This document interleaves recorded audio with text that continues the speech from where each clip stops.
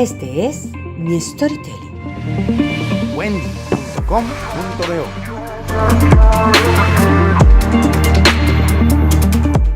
La clave para poder cambiar de mando. Los primeros 4 presidentes de la República Dominicana se autoproclamaron como tal. En 1844 se recurrió a un decreto para convocar a elecciones y evitar las imposiciones de mandatarios en una época de adecuación de la Primera República. El general Pedro Santana, principal héroe de las luchas independentistas de la República Dominicana contra el dominio haitiano y quien más ha dado de qué hablar en toda la historia patriótica por contradecir los ideales nacionales, anexando el país a España, fue quien por primera vez fijó fecha para celebrar elecciones formales. Claro, él estaba en el poder en ese momento y quería mantenerse amparado en la Constitución para que no lo destituyeran por cualquier altercado político, como había ocurrido hasta ese entonces con los que tomaron el timón de la nueva república. Primero lo tomó el patricio Francisco del Rosario Sánchez, quien proclamó la independencia nacional tan pronto Matías Ramón Mella lanzó el trabucazo simbólico de que el esclavo y servil había salido ya del cañón disparado con toda su fuerza para vencer o morir. Tomás Bobadilla y Briones fue el segundo.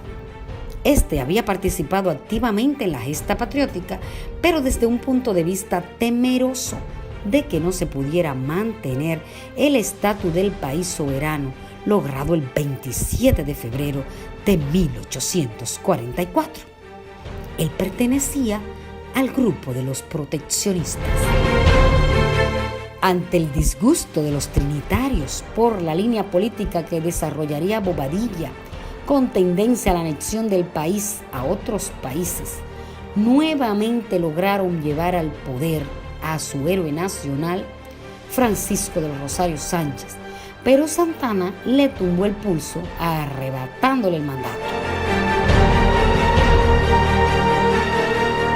El 12 de julio de 1844 logra imponerse a la fuerza como presidente de la Junta Central Gubernativa, organismo que representaba el primer gobierno dominicano.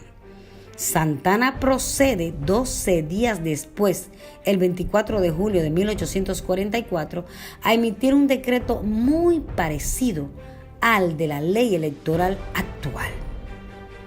En ese decreto, convocaba asambleas electorales en cada pueblo para elegir a los representantes de las asambleas constituyentes y escoger a los diputados que habrían de redactar la primera constitución de la República. Logrando su cometido, formaliza e institucionaliza la celebración de elecciones para escoger a los mandatarios de la nación dominicana. Pero antes, había que agotar un paso previo, que el Congreso Constituyente redactara el pacto fundamental de la República Dominicana que elegiría al primer ejecutivo para que iniciara sus labores oficialmente el 20 de septiembre de 1844. A pesar de su aporte a la democratización del país, Santana solo logró mantenerse en el poder durante 4 meses. Resulta que como las facultades de los diputados establecían que estaban libres de opinión y de acción para que no se dejaran permear por las influencias de un partido político, pues cuando tuvieron el chance de independizarse del presidente, también lo hicieron. Manuel María Valencia, diputado por Santo Domingo, fue escogido como presidente del Congreso el 26 de septiembre de 1844. 6 días después que el presidente, y los constituyentes comenzaron a seccionar. ¿Por dónde le cortaron las alas al primer presidente constitucional de la República Dominicana? Por los cuartos. Cuando el general Pedro Santana sometió a los constituyentes un proyecto de empréstito para administrar el país, los primeros legisladores lo rechazaron de plano. El mandatario pretendía tomar prestado al súbdito inglés Hernán Hendricks, vecino de la ciudad de Londres, unas 500,000 libras esterlinas que se pagarían en un plazo de 30 años al 5% de interés anual.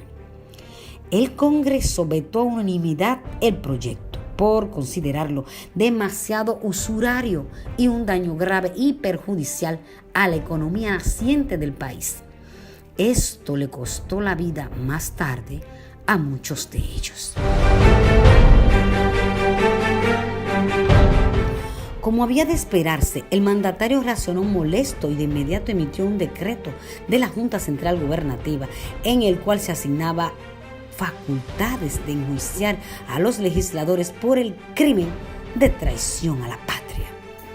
Estos términos le fueron comunicados abiertamente a los legisladores, advirtiéndoles que el organismo que ejercía el poder ejecutivo era el que comandaba el general Pedro Santana. Como actúan los generales, con la fuerza de la máxima autoridad. De esta manera resumía el poder omnipotente a un solo estamento, el poder ejecutivo, y hacía responsable al Congreso de los daños a la nación si desacataban las órdenes supremas. Habló un hombre con pantalones. Los constituyentes habían reaccionado alarmados con la actitud del presidente constitucional y con la aprobación de la Asamblea declararon la inviolabilidad de los miembros del Congreso Constituyente y redactaron una carta que restringiera las facultades del Poder Ejecutivo. El proyecto fue aprobado de la siguiente manera. El gobierno dominicano es esencialmente civil, republicano, popular, representativo, electivo y responsable. Se deben mantener como límites de la República Dominicana los de la antigua colonia de Santo Domingo. Hay que desconocer la ocupación mantenida por los haitianos en los pueblos de San Miguel de Atalaya, San Rafael, Inca y Las Caobas. Se concede amplias facilidades para la inmigración. Se establece como sistema electoral el voto indirecto. Se establece el principio de que el poder legislativo es el representante de la soberanía nacional. Se coloca el poder judicial en posición independiente. El poder ejecutivo se debe mantener sujeto a normas.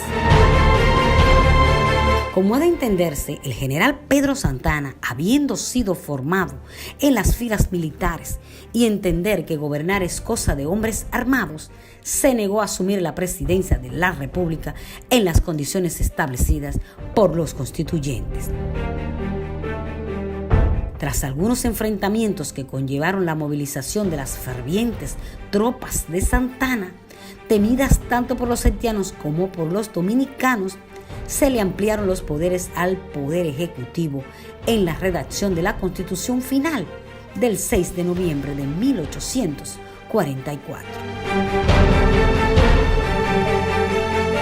El artículo 210 dice así: durante la guerra actual y mientras no esté firmada la paz, el presidente de la República puede libremente organizar el ejército y la armada, movilizar las guardias nacionales y tomar todas las medidas que crea oportunas para la defensa y la seguridad de la nación, pudiendo en consecuencia dar las órdenes, providencias y decretos que convengan sin estar sujeto a responsabilidad alguna. Santana permaneció en el poder durante 4 años hasta el 8 de septiembre de 1848. Pero este relato deja claramente visto que el poder no lo puede ostentar una sola persona porque abusa del mando, como tampoco quien ostenta el poder debe permitir que haya otro poder paralelo que confunda los roles. Gobierno en horizontal es lo que debe primar.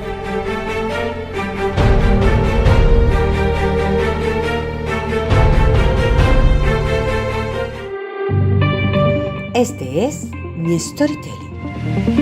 Wendy.com.do